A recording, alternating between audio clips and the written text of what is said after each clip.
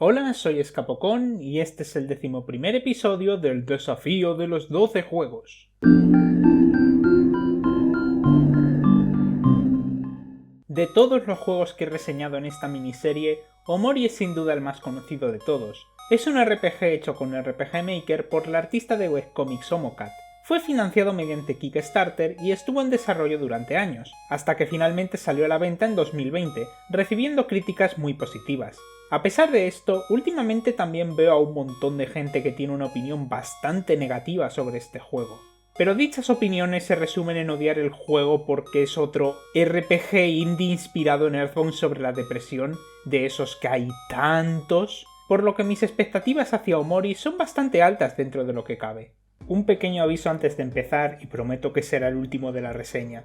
Aunque he dejado los spoilers grandes aparte en su propia sección del vídeo, os recomiendo no ver mi reseña si planeáis jugar a este juego completamente a ciegas sin saber nada de antemano, ya que hay varias revelaciones importantes que ocurren tan pronto que casi podrían considerarse parte de la premisa. Sí, este es uno de esos juegos. Con eso dicho, explicar la historia de este juego es algo complicado. Al principio llevaremos a Omori, un chico que vive en el maravilloso mundo sin color. Pero por suerte tiene acceso a una puerta que lo lleva a un mundo más colorido donde vive su grupo de amigos. Su amable hermana Mari, la testaruda Aubrey, el alocado Kel y su hermano mayor más tranquilo, Héroe, que no se llama así realmente, solo su apodo. Y finalmente Basil, un chico tierno que es amante de la botánica y la fotografía. Pero un día, Basil desaparece, lo que los lleva a vivir una increíble aventura por este mundo tan surrealista para poder encontrar su paradero, aunque Mari irá por separado montando picnics en sitios cada vez más raros que sirven como puntos de guardado. Lo que pasa es que en cierto punto del largo prólogo de la historia, justo antes de la desaparición de Basil, el grupo de protagonistas le intenta ayudar a reordenar las fotos de su álbum, cuando empieza a pasarle algo raro que lleva a Omori de vuelta a su habitación en el espacio en blanco. Y cuando lo único que puede hacer es apuñalarse a sí mismo con un cuchillo, alguien despierta.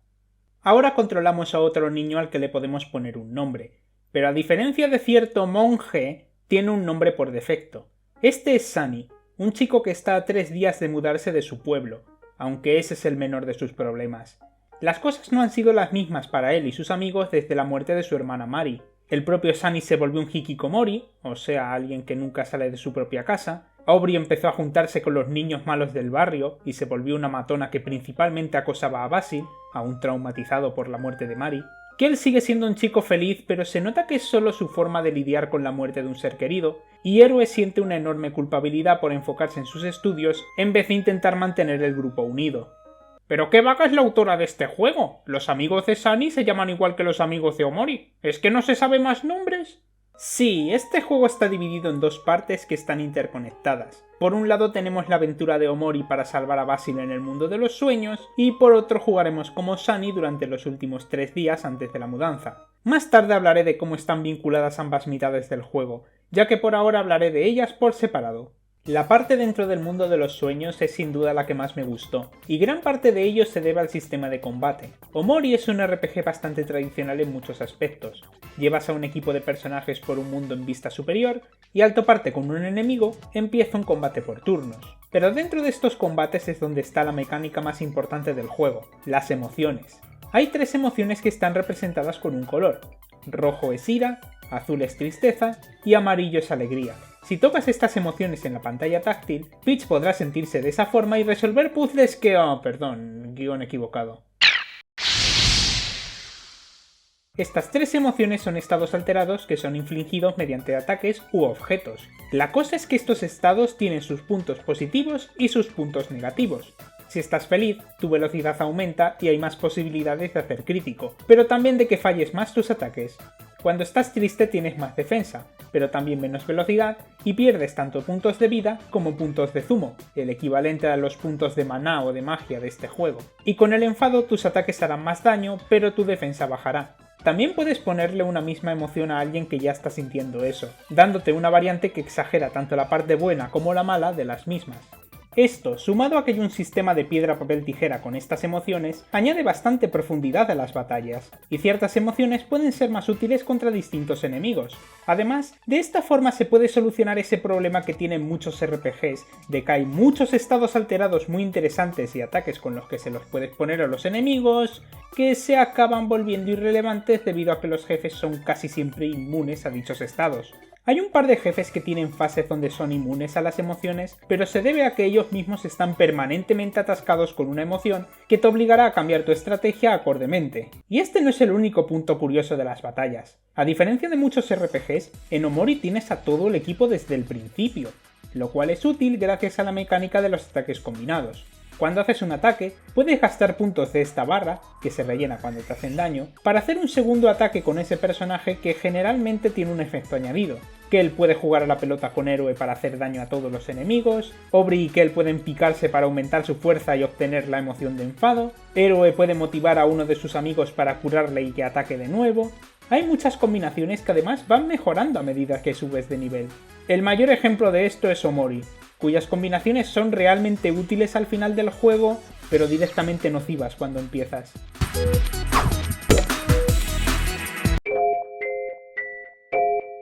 Todas estas mecánicas, combinadas con un apartado artístico muy único y una música de combate que cambia dependiendo del área, hace que no te aburras al combatir contra tantos enemigos.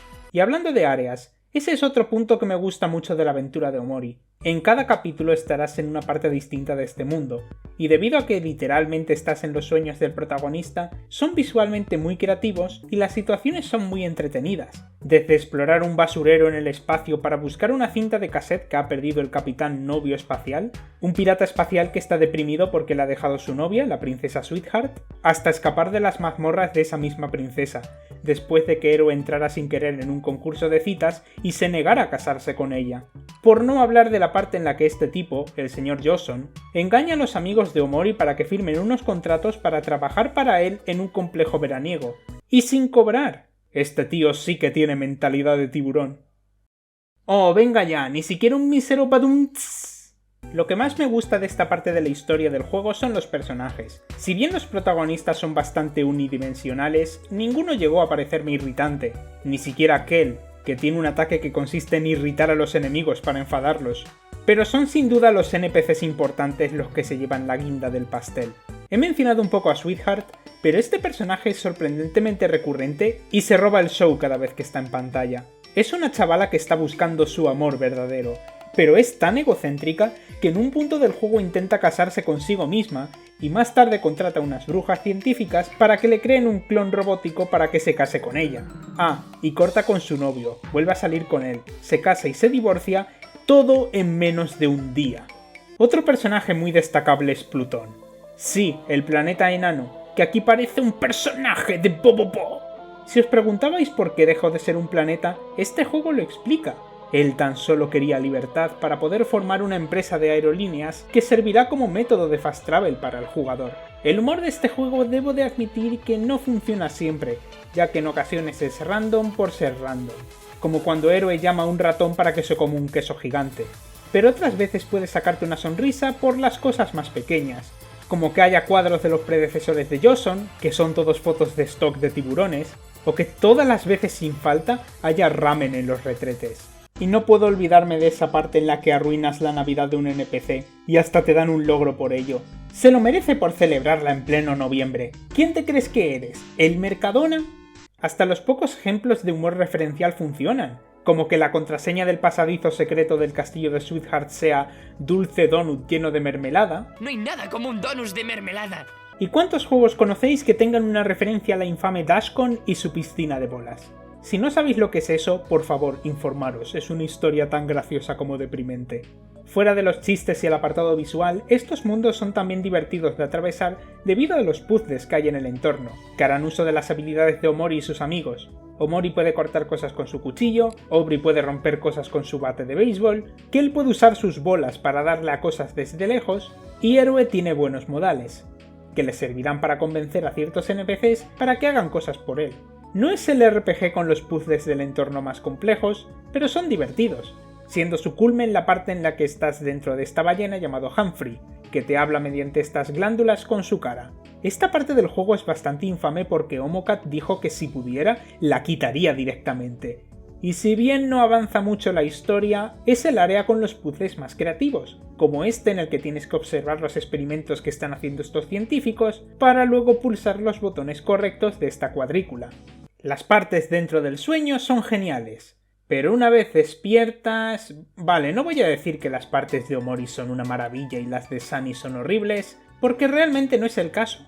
No son tan alocadas y divertidas, ya que relatan una historia algo más realista en la que intentas reformar ese grupo de amigos que se había fracturado hace tantos años, donde, por ejemplo, tendrás que recuperar el álbum de fotos de Basil que fue robado por Aubrey, o ayudar a Sakel a buscar un regalo para su hermano mayor.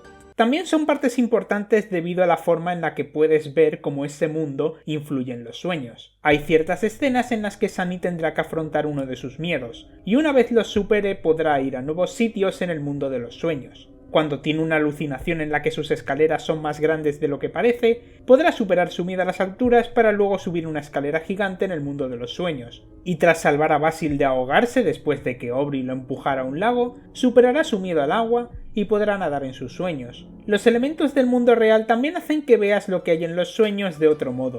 Hay algunos casos graciosos, como cuando se menciona que el apodo de héroe viene por unos bocadillos que le gustan, o el hecho de que el capitán novio espacial es el personaje de unos cómics y la princesa Sweetheart es de un anime. Me parece hilarante que se hayan inventado dos franquicias solo para shippear a sus protagonistas. Es como si en Los Padrinos Mágicos hubiera un episodio en el que Barbilla Carmesí y Crash Nebula se morrearan.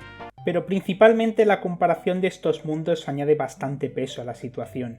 Puedes ver cómo la simpleza de los amigos de Omori viene de que son idealizaciones de cómo eran los de Sunny hace años, antes de la muerte de Mari, y la realidad actual ha cambiado mucho desde entonces.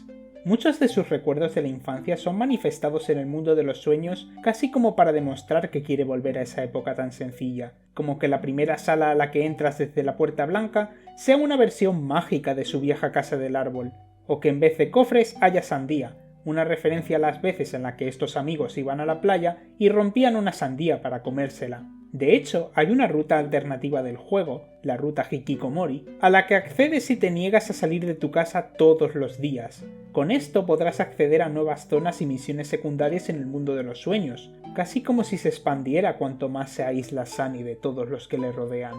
Desgraciadamente hay un problema con las partes del mundo real, y es que han mantenido el combate.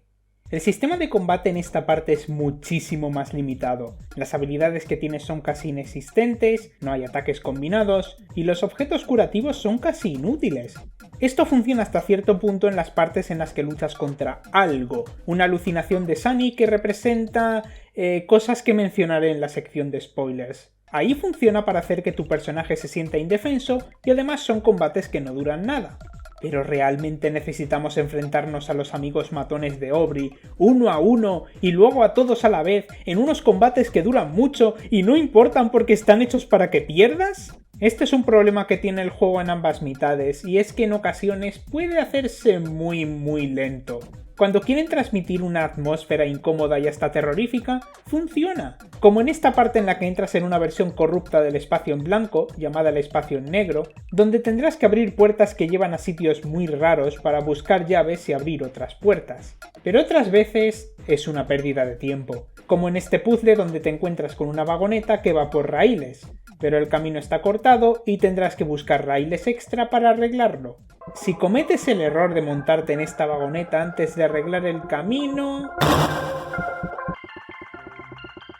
No me extrañaría que más de uno dejara de jugar a este juego por ser muy aburrido debido a estas partes, pero creedme, la forma en la que continúa la historia hace que la espera valga mucho la pena. A partir de ahora voy a entrar en territorio spoilers, así que id a este tiempo si queréis saltar a mi conclusión. En los sueños, Omori acaba separándose de sus amigos y encontrándose con Basil, atrapado en el espacio en negro, y Omori lo mata. ¿Por qué haría algo así? El juego deja bastantes detalles ambiguos, pero mi interpretación es que Omori no es simplemente Sunny dentro del sueño, sino la representación de su sentimiento de culpa y su inseguridad por lo que podrían pensar sus amigos si descubrieran la verdad sobre la muerte de Mari.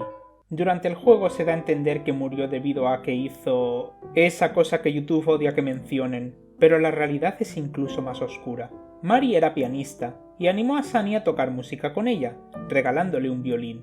Sin embargo, Mari era una perfeccionista, lo cual era demasiada carga para un niño que acababa de empezar como Sunny. Un día, justo antes de un importante recital, Sunny estaba tan frustrado que empujó a Mari y accidentalmente la tiró por las escaleras, muriendo en el proceso.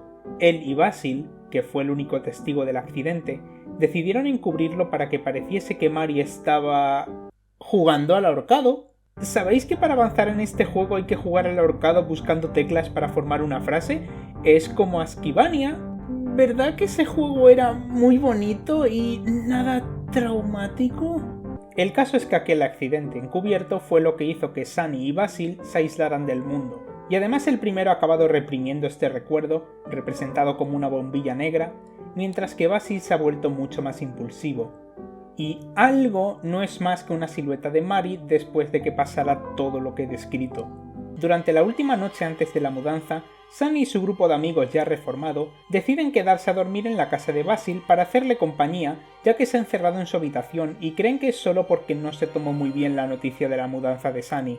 En la última parte del juego, Sunny decide intentar salvar a Basil antes de que siga sus peores impulsos, peleándose y acabando ambos inconscientes en el hospital. Y claro, ahora que Sunny está técnicamente dormido, acaba en el mundo de los sueños junto con Omori, que intenta matarlo y la insulta por todo lo que hizo. Debes sobrevivir a él en un combate, y realmente no importa si intentas contraatacar, porque Omori nunca perece si le quitas toda la vida, lo cual hace que este sea otro combate donde estás obligado a perder, pero mira, es el final del juego, se lo perdono. Sobre todo porque una vez pierdes y decides continuar, lo único que puedes hacer es tocar el violín, rememorando a Mari y permitiendo que esos impulsos manifestados como Omori puedan desaparecer. Sunny se levanta y el juego termina con él confesando a sus amigos lo que hizo, justo antes de mudarse. ¿Le perdonarán lo que hizo? ¿Le odiarán para siempre? Eso queda libre a la interpretación.